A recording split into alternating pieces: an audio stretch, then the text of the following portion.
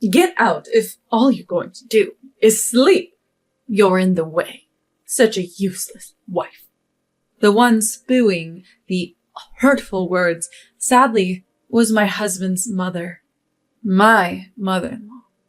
Ever since I was diagnosed with cancer, I've been so tired and often found myself resting.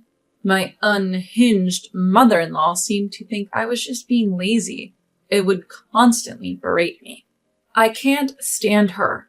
Just when I felt I couldn't take it anymore, my husband, who was supposed to be on a business trip abroad, walked in with someone. My name is Sophia, a 32-year-old housewife. I've been married to Jackson, whom I met at a different department in the same company, for 6 years. We have a 5-year-old daughter named Emma. After giving birth to Emma, I switched to a part-time job in the mornings and always picked her up from kindergarten myself. We'd have dinner together and occasionally go out for fun. I thought our simple, happy life would last forever. But about a year ago, our life took a turn. I found out I was pregnant with our second child. But I felt something off in my breast. After getting it checked, I was diagnosed with breast cancer. Worse, it was in an advanced stage known as locally advanced breast cancer. I had lost my mother to the same type of cancer, so I always made sure to get annual checkups. But that year, with work and childcare, I got busy and delayed my hospital visit. Had I gone earlier, maybe the outcome would have been different. I was told that the cancer cells had probably broken through the skin at an early stage. The doctor declared it was stage 4 cancer. I was trembling with fear at the doctor's announcement, unable to stop my tears. I didn't want to believe this was happening. I was faced with the choice of prioritizing treatment or going through with the pregnancy. I'll discuss it with my husband tonight. On the bus ride home, I tried hard to hold back my tears. After putting Emma to bed, Jackson and I talked. I had informed him a bit via WhatsApp, but saying it out loud made it all too real, and we both broke down. I expressed my desire to have the baby, but Jackson said, "This time, let's prioritize your health. I can't bear the thought of losing you." I appreciated Jackson's sentiments, but I couldn't decide right away. However, before I could make a choice, I miscarried. I cried my heart out that day, apologizing to the unborn child. Further tests indicated that I might not be able to conceive again. While my dad and father-in-law were supportive and comforting, my mother-in-law said, "Can't even produce an heir.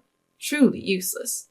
When we were alone, I was determined to beat cancer and live a happy life with Jackson and Emma. I started with chemotherapy, aiming to shrink the tumor to a size where it could be entirely removed. To focus on my treatment, I had to quit my job. Being hospitalized for chemotherapy was tough, especially on Emma, who was only 4 at the time. "No, Mom, don't go." Saying goodbye in front of the hospital, I tried to comfort my crying daughter, but it broke my heart.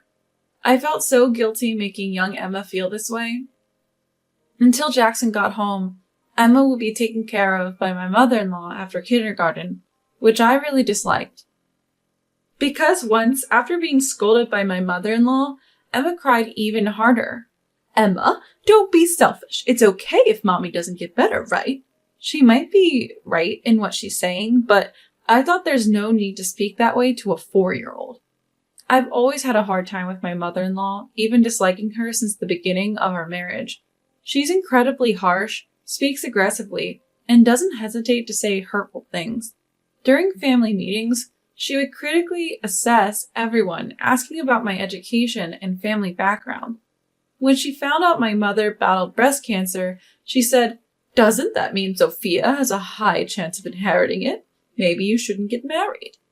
In the end, she was scolded by Jackson and my father-in-law and kept quiet. But when they weren't around, she never missed a chance to make snide remarks. I always wanted Jackson to marry Olivia.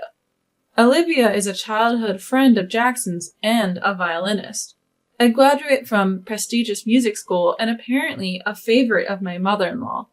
She's currently studying abroad, so I've never met her. Jackson assured me she's just an old friend, but my mother-in-law would always bring up Olivia's name and compare me to her. My mother-in-law has always been controlling, especially with Jackson, her son. But with me hospitalized, Jackson couldn't manage everything alone, so we had to rely on mother-in-law. Their house is about a 30-minute drive from ours. My father-in-law holds a significant position in a big company, so they're quite wealthy. Mother-in-law is a housewife spending her days attending various hobby classes and hosting tea parties with friends.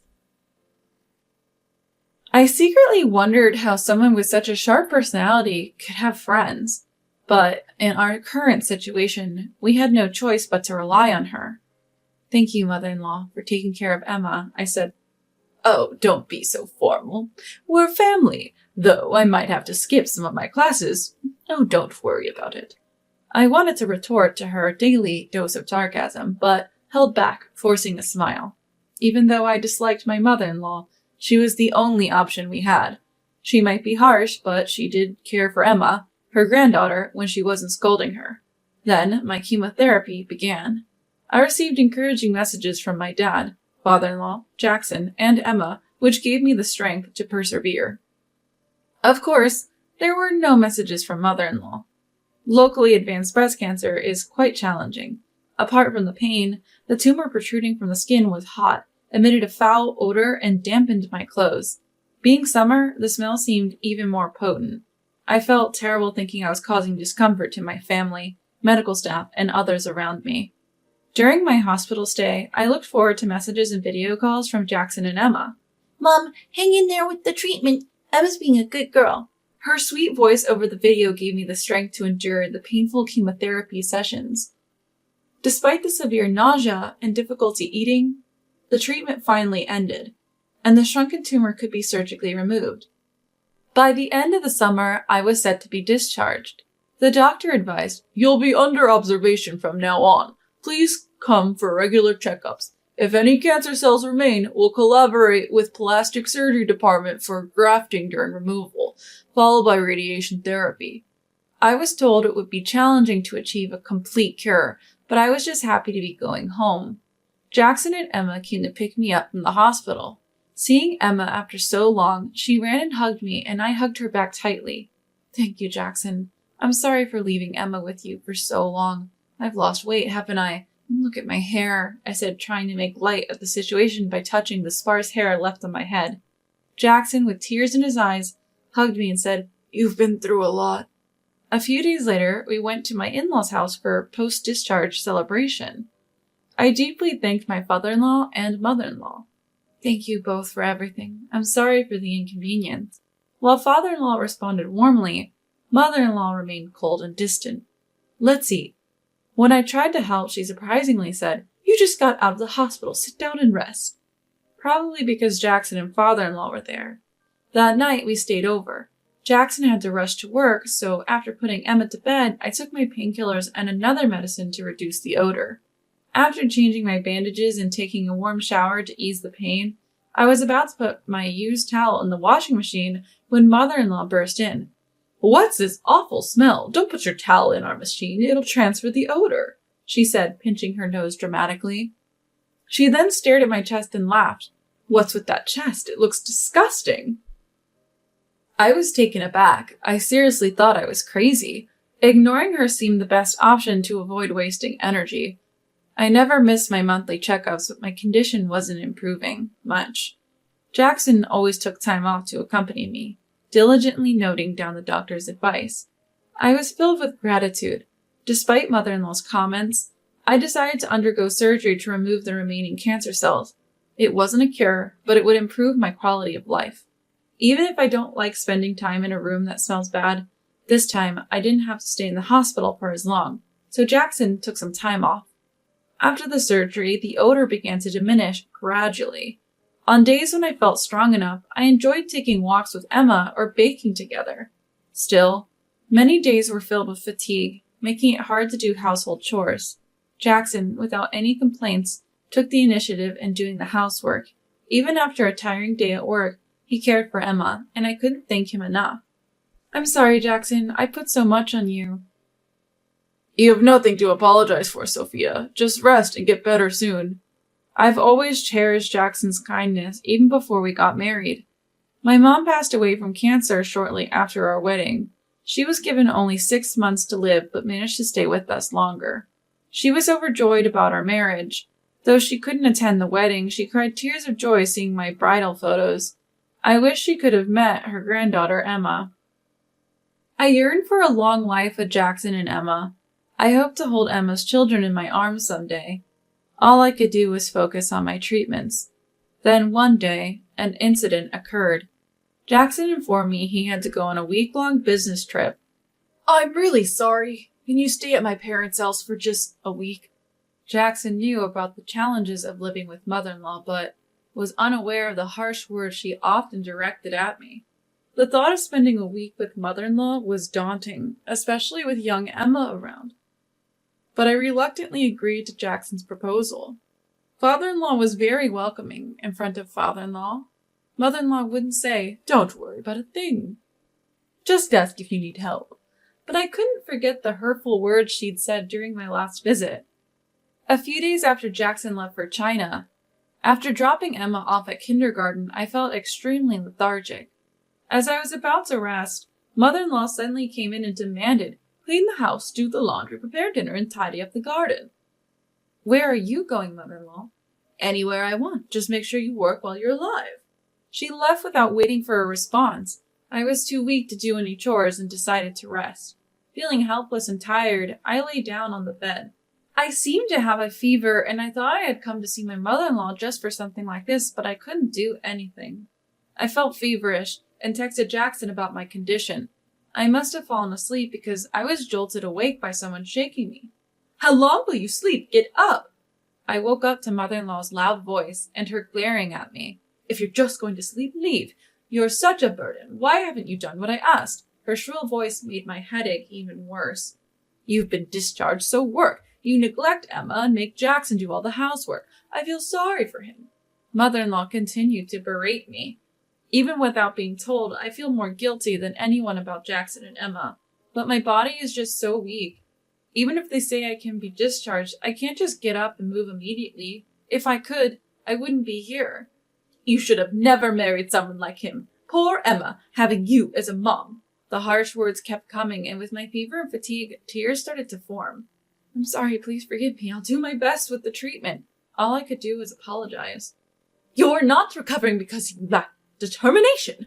You rushed into marriage because you wanted to show your mom a happy face, and now you have cancer. A wife who just lies around is nothing but a burden. You can't even have more kids. But don't worry, even without you, I'll make sure Jackson remarries and Emma gets a proper mom." What? What is she talking about? "Olivia is back from abroad, so don't worry about Jackson and Emma. Just divorce him gracefully." Mother-in-law, Jackson has his own life. Don't think you can control everything just because he's your son. Shut up. You won't be around for long anyway. Just leave. How cruel. You really have a way with hurtful words. Just as I managed to retort, someone entered the living room. Grandma, I hate you. Why are you so mean to Mom? Emma, tears streaming down her face, ran to me and hugged me. "Huh? Emma? I thought she was at kindergarten. I checked the clock, and it was already past 3 p.m. Then Jackson, who was supposed to be on an overseas trip, walked in with an unfamiliar woman. Mother-in-law looked shocked. "Jackson, why are you here? And Olivia?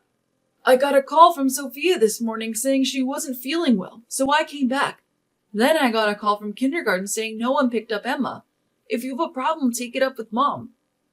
"If you have a problem, take it up with me, Mom. Why are you being so mean to Sophia?" As for the woman called Olivia, "I was asked by you to come over, ma'am. Today was supposed to be Emma's violin lesson." She looked uncomfortable and apologetic. I was glad Jackson was back, but I was so feverish and confused that I passed out again. When I came to, a meeting was being held. At the in-laws' house, Jackson and even father-in-law, who seemed to have left work early, were all gathered to get an explanation. Emma had gone to the park with Olivia, and the detailed explanation and discussion began. "Mom, when I rushed home earlier, Olivia was outside, and inside you were shouting nonsense. What's going on? Explain." Mother-in-law began her story, looking intimidated by Jackson's stern gaze. While I was hospitalized for chemotherapy, She unexpectedly met Olivia, who was supposed to be abroad as a violinist. Olivia had returned after a hand injury ended her violinist career. Now, after surgery, she's a violin teacher. So why was Olivia at her house? When Jackson asked, Mother-in-law said, I thought she could teach Emma the violin. I mistakenly got the dates mixed up. I thought you should have married Olivia. She'd be a good mom for Emma. What? We've been just friends since childhood. It's ridiculous to even suggest that when Sophia is here. But I just want you to be happy. Sophia's diagnosis is terminal. When she's gone, you'll be left to raise Emma alone. Olivia has always liked you. She's adored Emma and would gladly accept her. I thought it would be a good start with lessons. Are you kidding me? What do you think you're doing with our lives? I'm happy with just Sophia and Emma. Why can't you understand that? Don't drag Olivia into your crazy plans. You're out of your mind. Children aren't tools. And where were you? What's this? He held up several funeral home brochures. Mother-in-law tried to explain, but it was clear she had been planning my funeral. The realization that she despised me that much was more terrifying than sad. I can't stand you anymore. You're a terrifying woman. Wait, it's common to plan funerals while still alive. That's for people who are truly at the end. Sophia is fighting hard to live. I heard you said terrible things to her earlier. I've had enough. This is the end of it for us. Father-in-law's words left mother-in-law speechless. We were shocked to hear that father-in-law intended a divorce, but he seemed resolute. Later, we got the full story from Olivia. Apparently, mother-in-law had been scheming to marry Olivia to Jackson. According to Olivia, mother-in-law had painted me as a terrible mother who neglected her child. To be honest, after hearing that from Ma'am, I thought maybe I should become Emma's mother, but after spending time with Emma and hearing her talk about Mrs. Sophia, I realized she wasn't the person I'd been told about. I felt Emma's love for Mrs. Sophia. I too had been devastated when I couldn't be a violinist anymore due to my hand condition. Despite your severe illness, you're enduring painful treatments and raising your child without complaint. You're incredibly strong. Hearing Ma'am's cruel words earlier broke my heart. I won't see Ma'am again. Emma's only mother is you, Mrs. Sophia. I wish you all the best. I had been jealous of Olivia thinking she was mother-in-law's ideal daughter-in-law. But she was a dignified and beautiful person who, like me, had faced and overcome illness. After a discussion, we prepared to leave the in-laws' house. We're leaving now. We won't see you again, Mom. Why is that? Why? How could she not understand after everything she'd done? Please, Sophia, convince Jackson you can stay as our daughter-in-law. What? No, thank you. I refuse your permission to stay as your daughter-in-law. Goodbye. We left without looking back. Later, we heard father-in-law and mother-in-law did get divorced. Mother-in-law quickly signed the papers and moved back to her parents' house, but was soon kicked out. We heard from acquaintances that she was confident father-in-law would come back for her, but he never did. Mother-in-law had been spending excessively, mostly on supporting stage actors, and father-in-law had reached his limit. Word spread about mother-in-law's cruel words to me and her attempts to marry Olivia to Jackson. Many distanced themselves from her. She was evicted from her parents' house and now lives in an apartment working part-time. Having never worked and being so proud, this must be humiliating for her, but it's her own doing. I can't forgive her and hope she struggles. Jackson isn't an object just because he's her child. He has his own life, and his happiness isn't for mother-in-law to decide. If she had understood that, none of this would have happened. Mom, look, Emma's grown so much. Years later, we stood at my mother's grave, with Emma, now in elementary school, praying beside us. I was given 6 months to live, but I've survived for 5 years since. My cancer has metastasized to my bones, but I'm not afraid. I'm determined to live with my beloved family. I won't give up on holding my grandchild, a dream my mother couldn't fulfill.